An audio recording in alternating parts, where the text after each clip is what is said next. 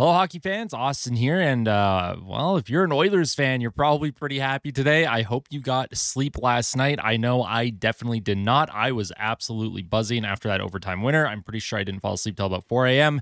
And then I got up at it's about 8:42 a.m. as of recording this video. I was hoping to get this up earlier, but I just couldn't sleep last night. Needed to make sure that I got at least a few hours of sleep before I got up and started recording.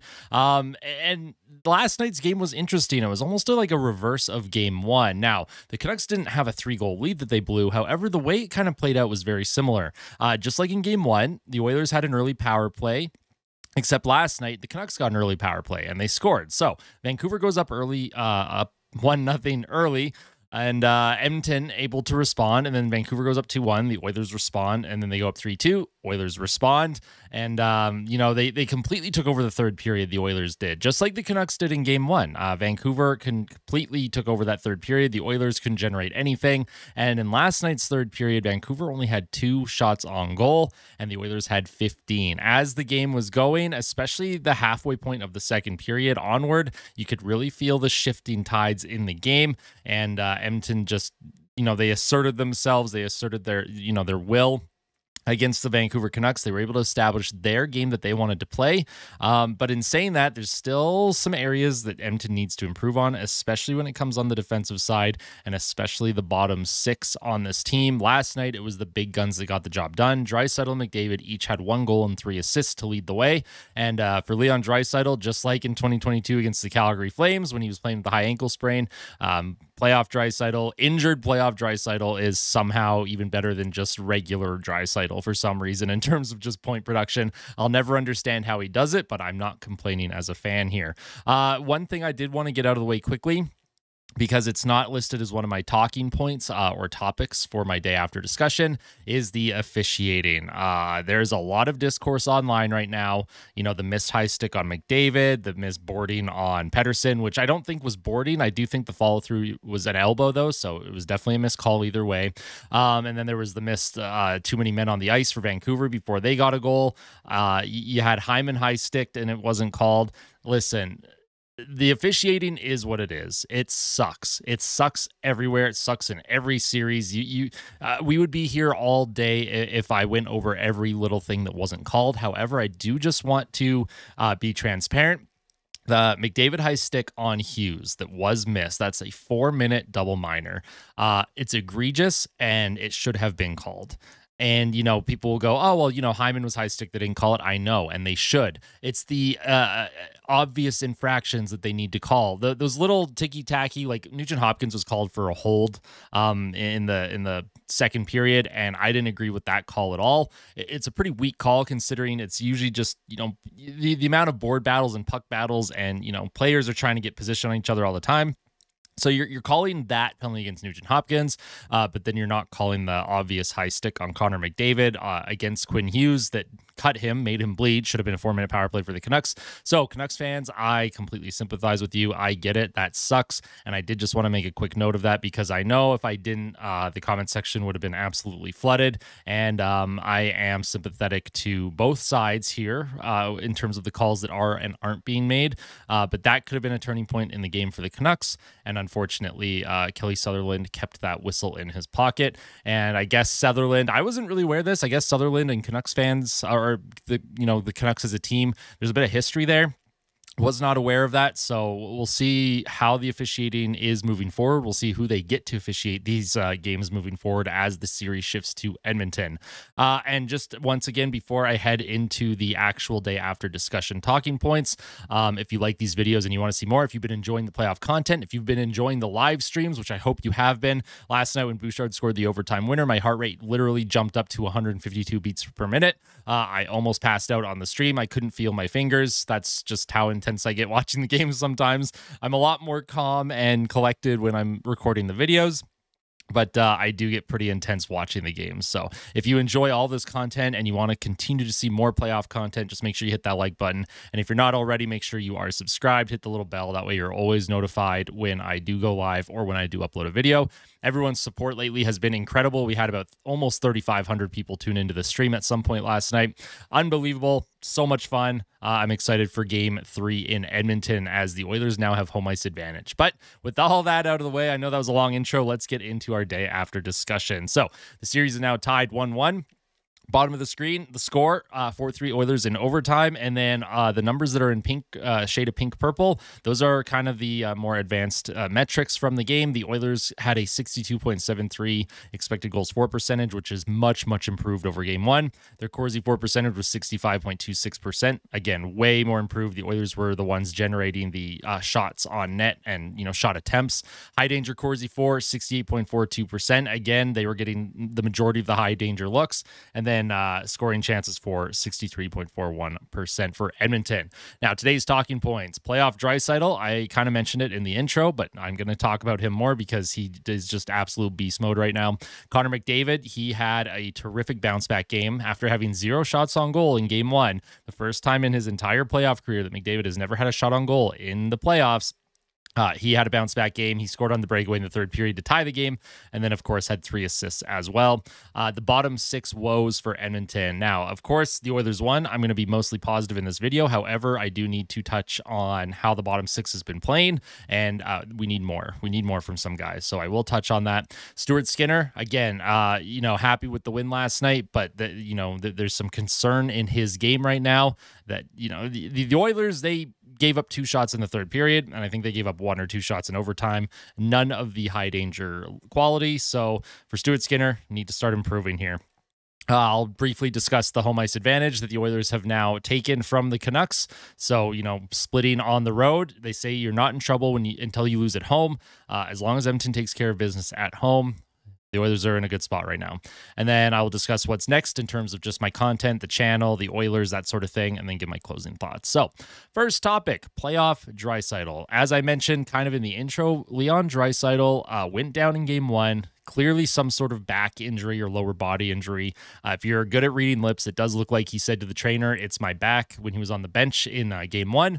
And there was concern that he wouldn't play. He didn't practice. He didn't do morning skate. But after morning skate, he did speak with the media. So a lot of people assumed he would be good to go just because he did speak to the media. Usually you won't have a player speak to the media if they're not good to go. I don't remember the last time I've really seen anything like that. If you remember a time, you can let me know in the comments. But so Draisaitl, he spoke to the media, said he was a game time decision. And then, of course, he took warm up and was in the lineup. And another player that was in the lineup, too, was Adam Henrique. But you wouldn't believe it based on just watching the game because he was totally invisible. But that's not the point here. Playoff Draisaitl, you could tell right away. So he was put on line 1 with Connor McDavid and Zach Hyman to shelter him. And in my pregame report, I mentioned that if Draisaitl plays and if he is hurt, that's what they should do. Just like in 2022 when he had the high ankle sprain. Knobloch put Draisaitl with McDavid. It shelters him in terms of not having to drive his own line, not having to be the one that is the most defensively responsible.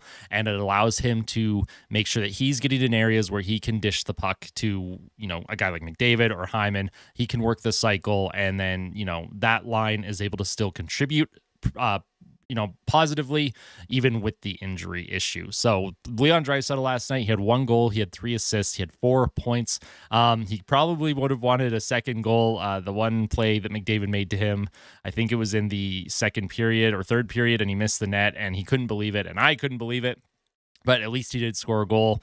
He assisted on the Evan Bouchard game winner, although Cole definitely should have, I don't know what Cole was doing there. I know he's trying to take away the passing lane, but it looked like he intentionally put his stick down on the Canucks and then deflected that puck in behind Shelov. So Leon Draisaitl, just like he did in 2022 against Calgary Flames, he's on just another level right now. He in 7 games, he has 16 points in these playoffs. He has 6 goals and 10 assists. And when we talk about, well, there's a lot of media scrutiny around different stars in different markets. Most recently, the Toronto Maple Leafs, there's talk about blowing up that entire core because Marner, Tavares, Matthews, and Nylander, for the most part, they don't really, they don't show up in a way that other superstars do in the playoffs. And for Leon Draisaitl and Connor McDavid, these 2 players show up every single game. The only player that has more points per game in his playoff career is Wayne Gretzky. That's how good these two have been, Draisaitl and McDavid, that is. And as a fan, we are witnessing something special every time that they step on the ice. And, optimally, they are not on the same line, because if you're able to contain them, you defend the Draisaitl McDavid line, and it's hard for the other lines to produce offense, which is true. But if you can't contain them, they go nuclear, and they do what they did last night. They make you pay numerous times, and you end up losing the game. So we'll hopefully see Draisaitl continue to play that well. Hopefully his injury is not super serious, and we'll see if Knoblauch keeps them on the same line heading back home to Edmonton for Sunday's Game 3. But it will be something to look at. Draisaitl, though, could not have asked for a better game from him, especially considering the injury issues and considering a lot of us didn't even think that he would play. Knoblauch said he was considered day-to-day, and I guess day-to-day meant 24 hours, and he's good to go. So playoff Draisaitl, absolute beast. Now, the next player I want to transition to and talk about is Connor McDavid. All the praise that I give Draisaitl, I also have to say the exact same for McDavid. And when it comes to McDavid, I actually think I should be giving him a little bit more praise than Draisaitl. Not because I think Draisaitl doesn't deserve it, but Connor McDavid is saddled with the responsibility of not only driving a line to score in the playoffs against a very good defensive team in the Vancouver Canucks, but his responsibility is also to be the guy to support down low and play defense when the Oilers don't have the puck, because Draisaitl, not at 100%, it's harder for him to get down and do that. And Connor McDavid probably played one of his best games as an Edmonton Oiler, in my personal opinion. He completely took over the game. It was a terrific response game from him, especially after game 1, having 0 shots on goal. Game 2, he went, you know what? I'm going out here and I'm taking this thing over, and I'm going to will my team to win. And he definitely did that. So for Connor McDavid, you run out of adjectives, you run out of things to say about him sometimes, because he's just been doing this for years, and it's, I wouldn't say expected, but I just definitely don't want to take anything that he's been doing for granted. I think we're very lucky as fans to be able to witness what he is doing, and I really do hope that Edmonton can continue to, push the pace with him on the ice. I hope he's able to continue to produce and lead Edmonton past the second round and hopefully further into the playoffs, third round, and maybe even the Stanley Cup Finals. A guy like Connor McDavid deserves a Stanley Cup, in my opinion. And I did want to quickly touch on one thing, and I usually don't get involved with like online trolls. And last night, someone in the live chat, every time they referred to Connor McDavid, and I eventually started to ignore them, but every time they referred to Connor McDavid, they were referring to McDavid as Baby McDavid or Whiner McDavid. And it was very interesting to me because, most people that watch the game, Oilers fans or non-Oilers fans, Connor McDavid very rarely ever even says anything to the ref. Like the last time McDavid was, significantly did anything towards a ref, he, for a year and a half, it felt like almost 2 years, he didn't get the benefit of any calls. And that was that shootout where he had a goal taken away, and then he scored in the shootout, and then he asked the ref, he's like, does that one count? And he like pointed up to the review booth. And from that moment on, McDavid was not the beneficiary of a whole lot of calls. And there's a reason why McDavid doesn't really chat with the officials or look to the officials or complain. So it's a very interesting narrative that some fans have when they say Connor McDavid is a whiner or a baby. It's not even close. Like, it's so far from the truth, and I know it's just trolling, but I did just want to get out here and defend my boy McDavid, because if you're calling Connor McDavid a baby or a whiner, you're clearly not watching hockey. And if you are watching hockey, you're watching a completely different hockey than I am. And I want whatever you have, honestly. It must be an interesting time, that's to say the least. So I'm going to transition away from Connor McDavid now. I did just want to mention that because I am going to defend Connor McDavid from trolls like that. It just doesn't say, listen, I'm all about, trash talking. I'm all about throwing shade sometimes. Like, hey, I get it, and I can take it. I've played hockey. I've played sports my entire life. If you want to come after me with different things, absolutely. That's totally fine. But if you're just throwing out random stuff that has absolutely no merit, I don't really have a whole lot of time. I'm not really going to engage from this point forward with people like that. So just wanted to put that out there. So moving on, bottom 6 woes for the Oilers. The bottom 6 last night did not have a great showing. They didn't have a good showing in game 1. Corey Perry, Ryan McLeod, Derek Ryan, Matthias Janmark. They're they're not doing anything significantly positive on the ice. Now, Ryan McLeod, I think he's been really good away from the puck, but at some point that you have to transition and you have to play in the other team's end for just like a little bit, establish a cycle. I will say though, the fourth line, I thought they were playing well. Holloway, Janmark, and Ryan. I thought they had some really good shifts. There was one shift in the, I want to say, I think it was towards the end of the second period that they dominated. And the Oilers just had, or maybe it was the third period. They had a really dominating shift. They established a cycle. The Canucks could not get out, and then the Oilers were able to get their top line out, and then the top line continued to cycle and generate a couple chances, and that was really good. But Holloway barely played 6 minutes last night. Ryan, I think, played 6.5 minutes. Like they weren't given ice time. McDavid, Draisaitl, they were played over 22, 23, 24 minutes. Chris Knobloch really shortened the bench, especially in the third period. And, there's a reason why he did it, and I understand why he did it. I would like to hope that on home ice, we get some favorable line matchups here, and the third and fourth line can start to contribute positively. Corey Perry has not really done anything. He's not really hitting anybody. He's not mucking it up after whistles. Corey Perry is someone that I understand why he's in the lineup, just that voice, that leadership presence. Like, I get it. But man, I just want a little bit more. And I'm greedy. As a fan, I'm greedy. Of course, we always want to see every player on our team score and produce. But, in terms of just being able to be a positive impact on the ice, on offense. Listen, it's great that the puck's not going in when they're on the ice for the most part against us. But, it would be nice if they could start to contribute on offense. So just wanted to mention that because the bottom six, the Oilers, you can't just rely on Leon and Connor to score 3 or 4 points per game. They can do it. They can do it, but that is asking a lot. And they already do a whole lot out there. So hopefully they can start to get things going. Now, the next player I want to talk about is Stuart Skinner, who had a rough game, to say the least. The Nikita Zadorov goal from that bad angle in the second period, man, that shouldn't go in. That puck should never go in. And, you can say Zadorov, that he picked his spot. He scored a goal exactly like that against Nashville. Hey, like, I get it. It was a good shot. But for Stuart Skinner, he never looked super comfortable the entire game, in my opinion. He looked like he was fighting the puck a lot. The first goal, there's nothing he could have done. That Besser tip from the point shot, there's nothing Skinner could have done. That puck went from chest height down to his 5-hole in a split second. No one on the planet is ever reacting to that. That's not my concern. The cross-ice pass to Pettersson on the power play for Vancouver to score. Would have liked to see Skinner be able to read that a little bit more, but Miller looked like he was going to shoot that the entire time. Is Miller or Besser? I always get 9 and 6 mixed up. Miller and Besser are just unbelievable, by the way. They are just game breakers with how good they are. But on that power play, sold the shot.